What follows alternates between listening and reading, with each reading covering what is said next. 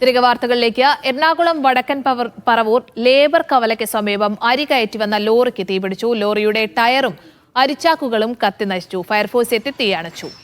Ahmed Mojtaba കൊച്ചിയിൽ നിന്ന് വിവരങ്ങൾ പങ്കുവയ്ക്കും. മുസ്തബ, എപ്പോൾ എങ്ങനെയാണ് ഈ അപകടമുണ്ടായത്?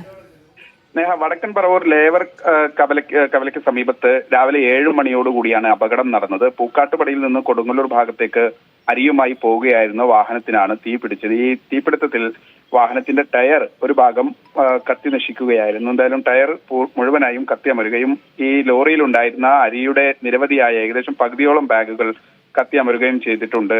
ലോറിയുടെ ഡ്രൈവർ ആദ്യഘട്ടത്തിൽ ഈ തീപിടുത്തം അറിഞ്ഞിട്ടുണ്ടായിരുന്നില്ല എന്നാണ് സമീപവാസികൾ പറയുന്നത്. അതിലൂടെ വന്ന മറ്റൊരു യാത്രികനാണ് ഈ തീപിടുത്തം ഡ്രൈവറുടെ ശ്രദ്ധയിൽപ്പെടുത്തുകയും അതോടുകൂടി അദ്ദേഹം വാഹനം ഒതുക്കി പിന്നീട് വാഹനത്തിൽ നിന്ന് ഇറങ്ങുകയും ചെയ്തത്. അത് കാരണം മാത്രം വലിയ ദുരന്തം ഒഴിവാകുകയും ചെയ്തിട്ടുണ്ട്. ഡ്രൈവർ മാത്രമാണ് ആ സമയത്ത് ഈ ലോറിയിൽ ഉണ്ടായിരുന്നത്. എന്തായാലും ഈ സമീപത്തുകൂടി വന്ന യാത്രികരുടെ ഇടപെടൽ കാരണം ഇയാൾക്ക് പരിക്കില്ല. എന്തായാലും ഫയർഫോഴ്സ് എത്തി പൂർണ്ണമായും തീ നിയന്ത്രണ വിധേയമാക്കി. ശരി മുസ്തഫ.